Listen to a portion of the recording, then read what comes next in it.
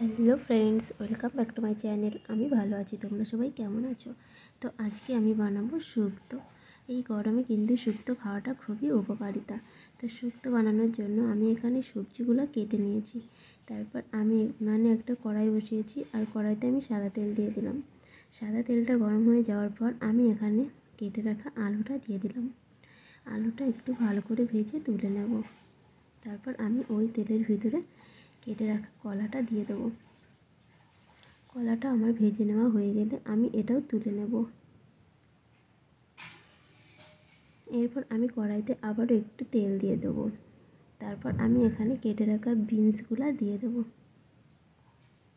বিনসটাও ভালো করে ভেজে নেব, ভেজে তুলে নেব।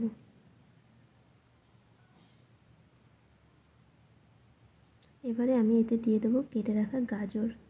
গাজরটাও বেশ ভালো করে নাড়াচাড়া করে ভেজে তুলে নেব।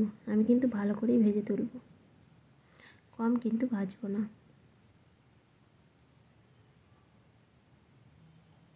এরপর আমি দিয়ে দেবো উচ্ছে। উচ্ছেটা কিন্তু খুব ভালো করে ভেজে নিতে হবে। দেখো উচ্ছেটা আমি কীভাবে ভেজে নিয়েছি। এবার উচ্ছেটাকে তুলে নেব। এবার আমি এই তেলের ভিতরে ডাঁটা দিয়ে দেবো।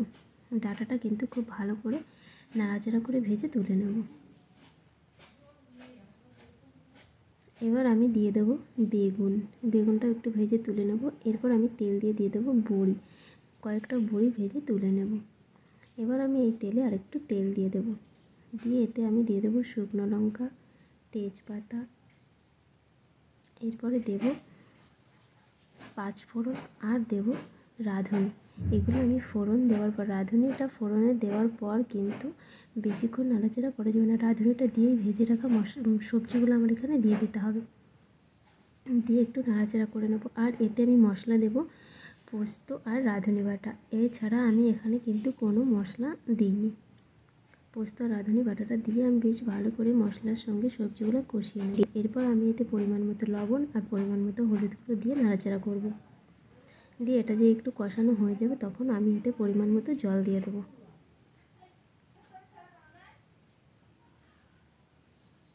জলটা দিয়ে আমি একটু নাড়াচাড়া করব। আর এখানে যে বড়িটা ভেজে তুলে রেখেছিলাম সেই বড়িটা কিন্তু আমি এখানে ভেঙে দেব। আর এখানে আমি পরে সরষে বাটাটা দিয়ে দিলাম। এবার এটা বেশ যখন হয়েই যাবে, নামানোর আগে আগে আমি এখানে উচ্ছেটা দিয়ে দেবো। উচ্ছে দিয়ে কিন্তু বেশিক্ষণ আমি ফোটাবো না, এরপর আমি নামিয়ে নেব। আর তোমরাও এইভাবে একদিন বানিয়ে খেয়ে দেখো। আর আমার ভিডিওটা ভালো লাগলে লাইক, কমেন্ট, শেয়ার আর সাবস্ক্রাইব করতে ভুলো না। দেখা হচ্ছে পরের ভিডিওতে। ততক্ষণ তোমরা সবাই ভালো থেকো।